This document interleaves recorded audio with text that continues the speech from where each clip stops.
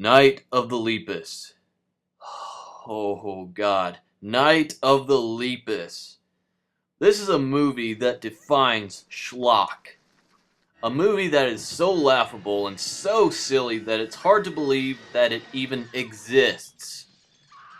Released in 1972, Night of the Lepus features a fairly well-known cast of actors from Stuart Whitman, Rory Calhoun, DeForest Kelley, yes, that DeForest Kelley, and Janet Leigh. Yes, that's right. The famous shower victim from Psycho is actually in a movie about giant man-eating rabbits. So yeah, the movie opens with a news broadcast which talks about the rapidly growing rabbit population and how harmful it is for the world. Yeah, they try to put in an environmental message for some reason, but we then cut to a scene where some cowboy dude is forced to shoot his horse. What does that scene add? Absolutely nothing. We then cut to a scene where the same guy asks Dr. McCoy here for help with the rabbit problem. He sends a scientist couple as well as their daughter to the farm to perform experiments on the rabbits to try to reduce their population. One of the scientists, Roy Bennett, proposes that they use hormones to sterilize them. Last time I checked, hormones were one of the very things that causes sex and reproduction in the first place. So how exactly would injecting more hormones cause the rabbits to breed less? They've used poison for one thing. But the poison killed the birds. And that resulted in a plague of grasshoppers, just as bad as the rabbits. Oh, I see. You wanted to make a movie about giant grasshoppers. Only thing is, Bird-Eye Gordon kind of beat you to it. So the married scientist couple injects a rabbit with a hormone serum, I guess, only for their daughter to become attached to the rabbit. So the little girl switches the injected rabbit out with a different rabbit and keeps it as a pet. The son of the rancher talks to the little girl, grabs her rabbit and throws it back with the others in the desert. Because he doesn't like rabbits, even though putting one rabbit back in its natural habitat would only cause more rabbits to appear and cause more problems for the ranch. So, long story short, giant rabbits start appearing, they start killing people.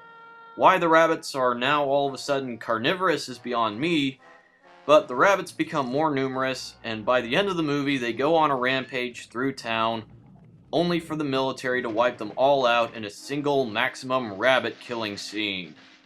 Also, this scene happens.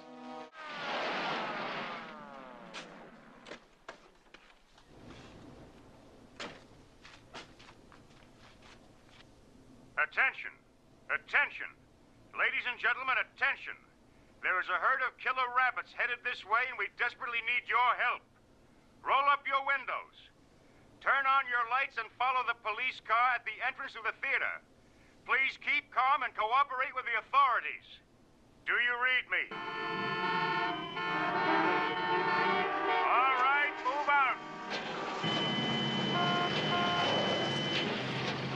Come on.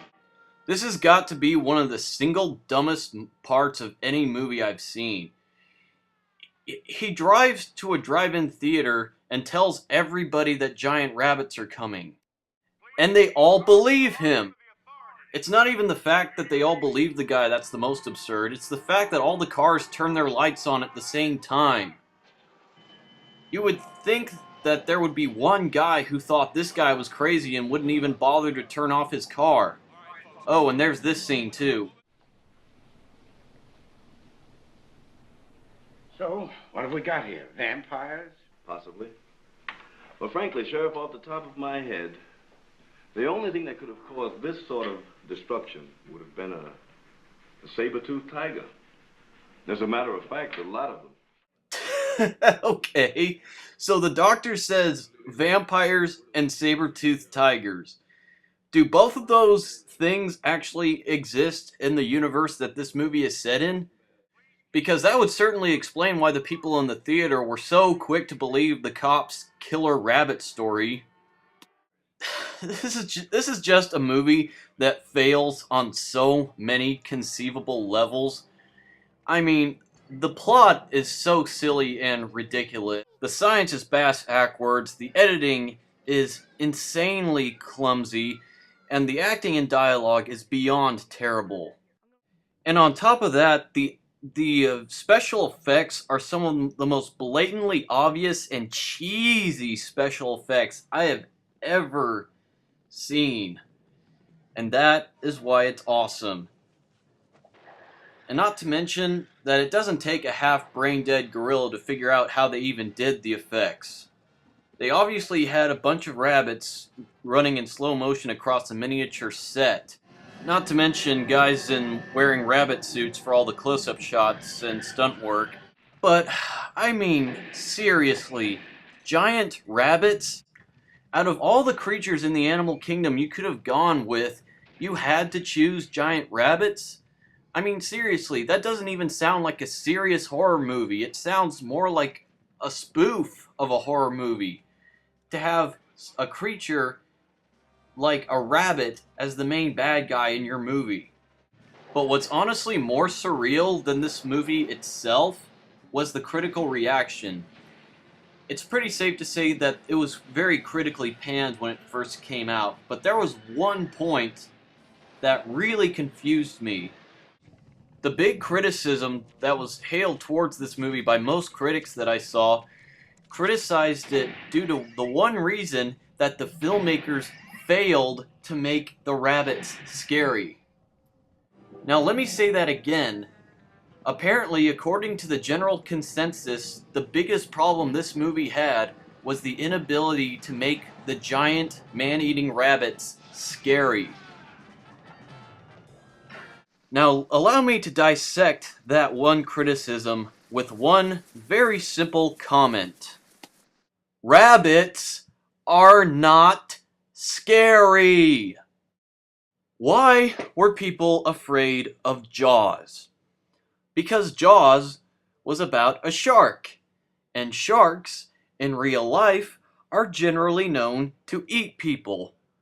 Why are there so many movies made about snakes and spiders? Because in real life, snakes and spiders are known to kill people. Why were some people scared by Jurassic Park? Because Jurassic Park was about dinosaurs, which were giant lizards that had rows of sharp teeth that, had they existed in the same time period as humans, they would have no doubt used to eat people with. The reason people laugh at the idea of Night of the Lepus is because rabbits are not known to be deadly to humans. Do you know why? Because they're rabbits. For God's sake, they eat carrots, they dig holes, they forget to take left turns at Albuquerque, and they reproduce at the speed of light. There is nothing about rabbits that is threatening or ominous in any way. I'm convinced that not even the best horror directors like Wes Craven or Alfred Hitchcock would be able to make a scary movie with rabbits as the main focus. As I said before, this movie probably would have been better received if it was a comedic horror movie spoof than actually attempting to be a real horror movie, that is, a horror movie where the monsters are giant rabbits. Then the movie becomes unintentionally funny as opposed to intentionally had it chose the other style. So yeah, that's Night of the Lepus. Is it terrible? Yes. Is it entertaining as hell? Absolutely. If you're a B-movie lover, then this is a classic in every sense. If you think you're capable of watching this movie all the way through without killing yourself from all the inevitable laughter, then give it a watch. This has been my 8th B-movie theater, and I will see you all later.